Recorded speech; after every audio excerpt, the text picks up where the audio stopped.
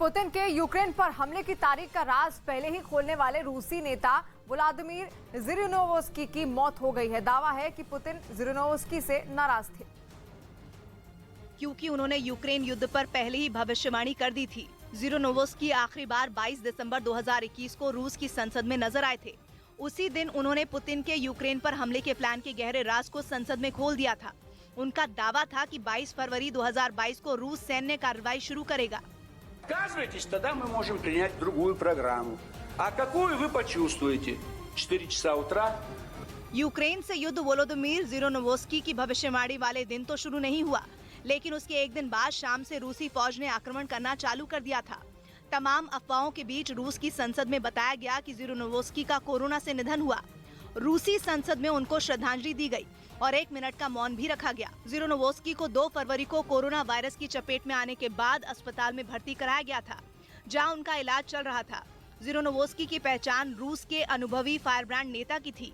Donbas में Ukraine की फौज रूसी हमले का मुंहतोड़ जवाब देने के लिए मुस्तैद दिखी। कई गांवों के पास यूक्रेन के सैनिक निगरानी करते नजर आए, जिसकी कुछ तस्वीरें भी सामने आई, जिनमें सड़कों पर यूक्रेन के जवान तैनात दिखे। यूक्रेन का दावा है कि रूसी फौज फिर डॉनबास के कई इलाकों पर कब्जे की तैयारी कर रही है। ऐसे में उनकी तरफ से भी जवाबी हमले की तैयारी तेज कर दी गई, ताकि अगर रूस आक्रमण करे तो उससे निपटा जा सके।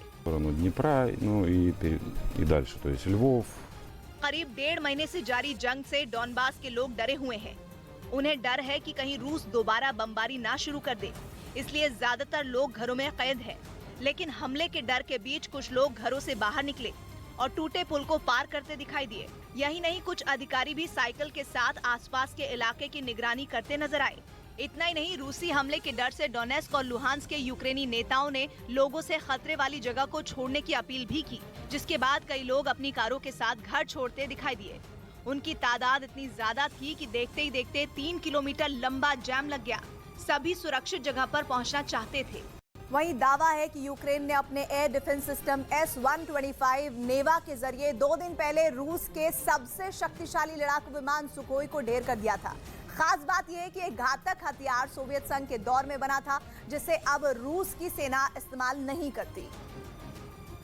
लेकिन यही एयर डिफेंस S-125 नेवा रूस के सुखोई लड़ाकू विमान का काल बन गया। दावा है कि 2 दिन पहले यूक्रेन के खार्किव में इसी ने रूसी विमान को पलक झपकते ही मार गिराया था। रूस के ताकतवर सुखोई विमान के जमीन पर गिरने की तस्वीरों ने सबको चौंकने पर मजबूर कर दिया था। इस एंटी एयर मिसाइल सिस्टम को यूक्रेन की सेना में 2020 में शामिल किया गया था। हालांकि यूक्रेन की सेना ने बाद में इसे और घातक बनाने के लिए इसमें कई बदलाव भी किए, जिसका नतीजा है कि इसने यूक्रेन में जारी जंग के बीच रूस को बड़ा झटका दिया। अब यही वजह है कि इसकी गिनती सबसे शक्तिशाली एंटी एयर मिसाइल सिस्टम में होती है, जो जमीन से हवा में मार करने की क्षमता रखता है। और कहा जाता है कि ये 40 किलोमीटर दूर से ही सटीक निशाना लगाने में सक्षम है। यही नहीं, ये मिसाइल सिस्टम आसमान से बम बरसाने वाले लड़ाकू विमानों और क्रूज मिसाइलों को भी ढेर करने की काबिलियत रखता है। भले ही रूस ने इसे अपनी सेना से रिटायर कर दिया, लेकिन दुनिया के कई देशों में इसका इस्तेमाल अब भी किया जाता है।